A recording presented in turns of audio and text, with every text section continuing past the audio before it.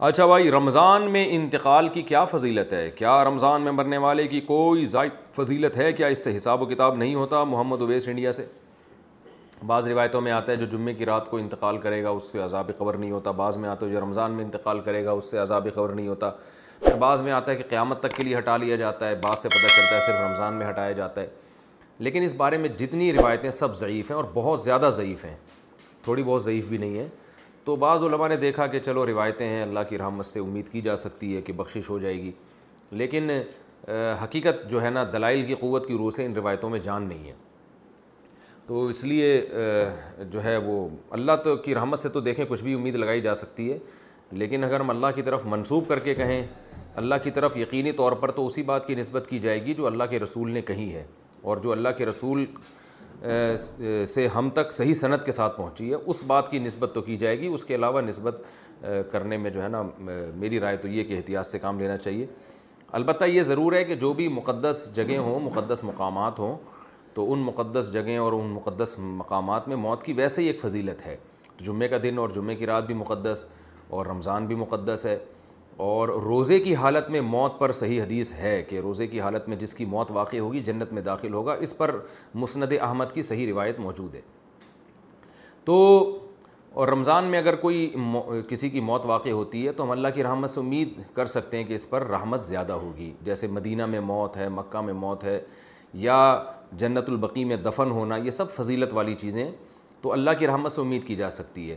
لیکن یاد رکھیں تمام احادیث کو اور قرآن کی آیات کو جمع کر کے فیصلہ کیا جاتا ہے۔ اگر ہم قرآن کی بہت ساری آیتوں کو اور احادیث کو سامنے رکھتے ہیں تو اصل بخشش کا مدار عمل پر ہے، کسی خاص ٹائم پہ مرنا یا کسی خاص حالت میں مرنا اس پر اصل مدار نہیں ہے۔ اس کی وجہ سے اللہ کی رحمت آ سکتی ہے، صغیرہ گناہ معاف ہو سکتے ہیں، کبیرہ گناہوں کے لیے قرآن میں اور احادیث میں جگہ جگہ یہی مضمون ہے کہ ان کے لیے توبہ ضروری ہے۔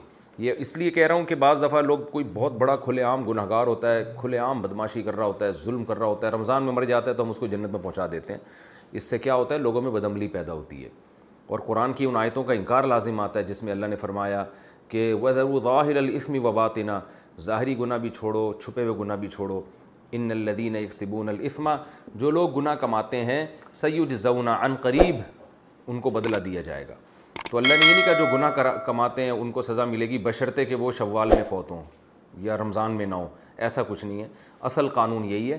باقی جو روایات میں آتا ہے کہ روزے کی حالت میں موت واقع ہوئی تو مبارک موت ہے، عبادت کرتے ہوئے دنیا سے جا رہا ہے تو اللہ سے امید کی جا سکتی ہے، لیکن اصول اور ضابطہ بہرحال یہی ہے کہ جب تک گناہوں سے توبہ نہیں کرے گا بخشش نہیں ہوگی۔ تو اس میں صغیرہ گناہ مراد ہوتے ہیں۔ دخل الجنہ کا مطلب یہ کہ اس کے اگر صغیرہ گناہ جو بہت کثرت سے تھے، رکاوٹ بن رہے تھے، تو اللہ اس کو صغیرہ گناہوں کو معاف کر کے جنت میں داخل کر دے گا، یہ اللہ سے امید ہے۔ تو خلاصہ یہ نکلا کہ روزے کی حالت میں موت اگر ہوتی ہے تو اس کی فضیلت تو صحیح حدیث میں واقع ہوئی ہے۔ خاص رمضان میں موت واقع ہونا یا جمعے کی رات کو موت واقع ہونا، اس کی فضیلت کسی صحیح حدیث میں نہیں ہے، نہ لیلۃ القدر میں موت کی فضیلت کسی صحیح حدیث میں ہے۔ لیکن یہ ویسے شریعت میں ایک بات ثابت ہے کہ فضیلت والے دن یا فضیلت والی رات میں انتقال میں اللہ کی رحمت کی امید کی جا سکتی ہے۔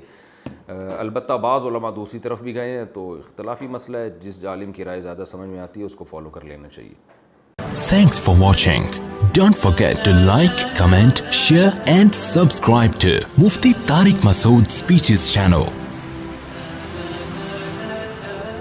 اچھا بھائی، رمضان میں انتقال کی کیا فضیلت ہے؟ کیا رمضان میں مرنے والے کی کوئی زائد فضیلت ہے؟ کیا اس سے حساب و کتاب نہیں ہوتا؟ محمد اویس انڈیا سے۔ بعض روایتوں میں آتا ہے جو جمعے کی رات کو انتقال کرے گا اس سے عذاب قبر نہیں ہوتا، بعض میں آتا ہے جو رمضان میں انتقال کرے گا اس سے عذاب قبر نہیں ہوتا، پھر بعض میں آتا ہے کہ قیامت